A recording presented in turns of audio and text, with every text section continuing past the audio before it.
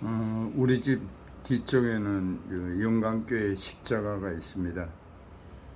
5번 연휴 동안 3일 연휴는 이제 저에게는 긴 쉼의 긴 시간이었습니다. 그래서 넉넉하게 이제 그 고당이 이제 시조창을 하는 참 이렇게 내공이 있습니다. 그래서 그 동해라는 곳은 제가 거의 갈 일이 없는데 그 혼자 가자니 이렇게 참 왕복 운전 쉽지 않으니까 이제 나와 동행을 부탁하여 저는 또 시간이 많아서 여행 겸 함께 동행을 1박을 하였습니다. 참 동해라는 곳은 시간이 많이 걸렸습니다. 혼자 운전하기는 참 이렇게 졸음이 와서 진짜 다녀와 보니 쉽지 않은 곳입니다. 그러나 저는 이렇게 참 영혼을 사랑합니다. 제가 오늘 아침에 일어났더니 방글라데시 그 오지에 어린이 영혼을 사랑하셔서 그 어린이 전도협회 선교사님 임대희 선교사님이 메시지가 왔습니다. 그 영혼들을 어린 영혼들을 참 예수님을 만나기 위해서 눈물을 흘리고 이런 메시지였습니다.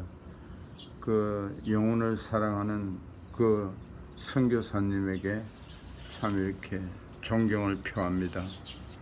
그래서 동해에 갔는데 이제 그것은 고당의 동생이 창작 무용을 완전 전공한 전공자입니다. 대학원까지 이렇게 나와서 그 집에서 이제 1박을 하는데 그 신랑이 이제 참 이렇게 주방 일도 하고 체력이 좋고 또 노가다 비슷한 기술을 갖고 있는데 그 모습은 참 훌륭한 모습이었습니다. 근데 이제 그 집이 마당이 넓은데 남의 가정사를 이야기해서 미안한데 나쁜 뜻은 아니고 본대로 그 영혼들을 사랑하니까 그래서 무당의 말을 듣고 대문을 3군데나 내놨더라고요. 연못도 파놓고 그 역기능적인 모습이죠. 무당의 말을 믿는 것이 아니라 내 자신이 바로 서고 바로 살아야 되지 않겠어요? 내가 무엇인가 바꿀 수 있는 것이지 그 대문을 바꾼다고 무엇이 잘 될 수 있겠어요? 자기가 열심히 살고 바로 살고 열심히 일을 해야 되겠죠. 하여튼 달란트는 있더라고요. 뭐 그림도 잘 그리고 악기도 온갖 것 만지고 참 무용도 잘하고. 그러나 이제 뭐 남의 가정사지만 서로 우리는 고당과 각 지방의 망신을 솔직히 우리가 지나온 과거를 다 함께 나누었습니다. 고당도 대단히 이렇게 솔직한 편이고 강하고 또 이렇게 60대가 되었지만 제가 봤을 때는 어쨌든 그 가정에 장손 노릇을 하고 있더라고요. 근데 모든 것이 주위가 역기능적인 모습이 보였습니다. 저희도 형제가 많은데 참 그 역기능적이었어요. 이제 인생을 지금 살고 보니까. 그래서 저는 저의 믿음을 통하여 나를 통하여 우리 집안들이 후손들이 순기능적으로 되기를 기도하고 바라고 확신합니다. 그 대안은 예수님을 바로 알고 바로 믿고 이러면 인격적인 예수님을 만나서 역기능적인 모습을 기도하면서 바로 세워야 합니다. 그 모든 여러 가정이 대한민국의 어려운 6.25와 해방과 일제치하와 이런 모든 것을 우리나라가 지나면서 6.25 때는 세계에서 두 번째로 가난한 나라인데 선교사님들, 미국 선교사님들이 오셔서 이제 학교 세우고 병원 세우고 과원 짓고 우리에게 또 물질로 후원하고 이래서 대한민국이 지금 이렇게 올곧게 예수를 잘 믿는 사람을 통해서 그 기도를 들으시고 대한민국을 지금 이렇게 부강한 나라로 만들어 주셨는데, 사실 내면에는 지금 통계적으로 보면은 역기능적인 가정이 많습니다. 경제 수준은 높아졌는데 우울증, 공황장애, 자살 세계 1위라 합니다. 이거는 우리가 외적인 돈을 따라가다 보니까 가난을 벗어나기 위해서 돈이 최고인 줄 알고 따라갔지만 중요한 것은 바르게 살지 못한다는 게 중요하죠. 잘 살아보자 보다는 바르게 살고 잘 살고 이래야 되는데, 바르게 살아보자 이래야 되는데 잘 살아보세요 이렇게만 나가다 보니까 지금 상당히 우리가 마음이 허탈하고 아파하고 우울증에 걸려서 자살 직전에 있는 사람들이 굉장히 많습니다.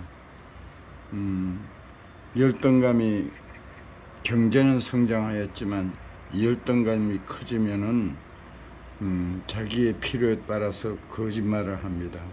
그래서 여호수아에게 좌로나 우로나 치우치지 말라고 하셨는데, 이런 좌로나 우로나 하나님께서는 치우치지 말아라 했습니다. 저도 좌로나 우로나 치우치지 않으려고 이렇게 애씁니다. 우리가 인생을 살아보면은 본인의 그 옆에 누가와 어울리느냐, 친구가 누구느냐, 그 사람의 누군가 그 옆에 있다면은 또 순기능적인 사람 옆에 친구가 될 수도 있고 역기능적인 사람이 그 친구가 될 수 있는데, 그 옆에 누구와 노느냐에 따라서 그 사람의 속사람의 모습이라고 저는 생각합니다. 일찍 모세를 통해 주신 말씀입니다. 좌로나 우로나 치우치지 말라는 모세의 후계자인 여호수아에게 반복해서 주신 말씀입니다. 오직 강하고 극히 담대하여 나의 종 모세가 내게 명령한 그 율법을 다 지켜 행하고 우로나 좌로나 치우치지 말라. 그러면 어디로 가든지 형통하리니, 형통하리라는 건 영육 간의 모든 것이 행복을 누릴 수 있다는 말씀이에요. 좌우에는 우상 숭배가 에워싸여 있습니다. 그러나 하나님의 말씀을 지키고 정도를 지키면 형통하게 되리라는 약속입니다. 좌우가 정치적 용어로 등장한 것은 1789년 일어난 프랑스 혁명 이후로 추정됩니다. 국민의회에 참석한 사람들이 보수파라는 오른쪽, 혁명파라는 왼쪽에 나누어 앉아 우파와 좌파로 나누어 부른 데서 시작됐다고 합니다. 좌우는 신명기 여호수아 시대를 거쳐 오늘에 이르기까지 세계를 토막내고 있습니다. 그리고 그 양상이 도를 넘어 심각합니다. 우리나라도 해방 직후부터 시작된 좌우 대립은 진행형입니다. 종식이 가능할지 전망은 부정적입니다. 문제는 교회도 있습니다. 교회도 좌우 갈등과 대립에 휘말리고 있기 때문입니다. 그러나 교회가 걸어야 할 길은 좌로나 우도 아닙니다. 율법을 다 지켜 행하고가 교회가 걸어가야 할 정도의 길입니다.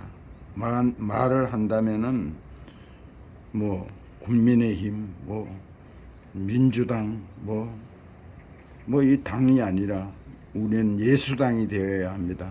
당신은 우파입니까 좌파입니까? 라고 질문을 받는다면 나는 예수파입니다 라고 답할 수 있어야 합니다. 좌로나 우에 휘둘리거나 끌려가면 안 됩니다. 좌나 우는 정도가 아니기 때문입니다. 이 나라가 제가 봤을 때는 중도 보수와 중도 진보가 많아져야 된다고 생각합니다. 절대 지금은 정치적인 이야기지만 우리나라가 참 이렇게 정권이 바뀌면서 20만 차이로 이렇게 당락이 이렇게 확정됐는데 이렇게 갈라져 있다는 거예요. 자기가 보수면은 보수 쪽에 극보수죠. 극진보.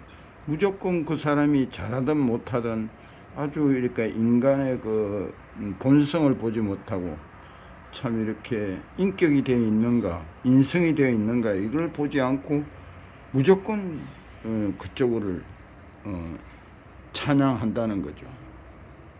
그러면 안 됩니다. 그래서 이단이 생기고 이단 교주가 나쁜 짓을 했다고 언론에 엄청나게 따는데 아직도 맹종하고 있는 사람이 있습니다. 그래서 우리가 참 이렇게 저는 뭐 이렇게 어느 쪽에 보다는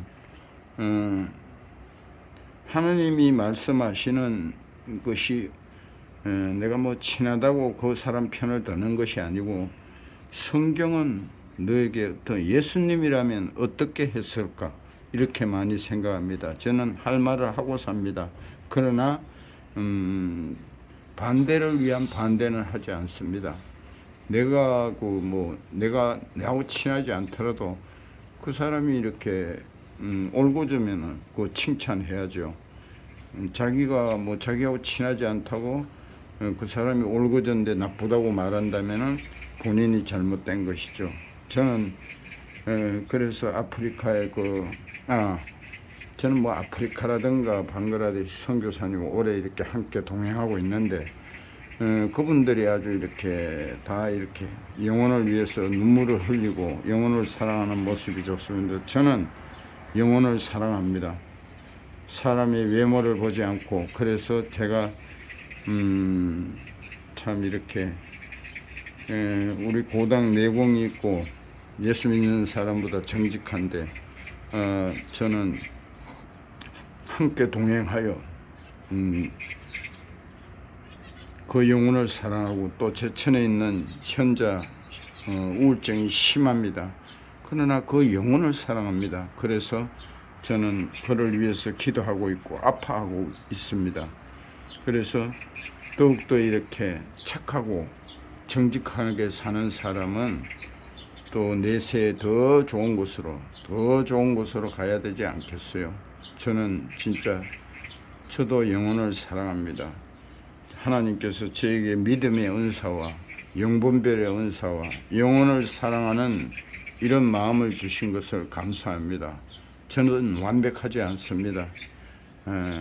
그래서 저는 제 자신에게 지금은 만족합니다. 만족하면서 앞을 바라보며 과거를 다 버리고 앞을 바라보며 뚜벅뚜벅 행복의 행진을 걷고 있습니다.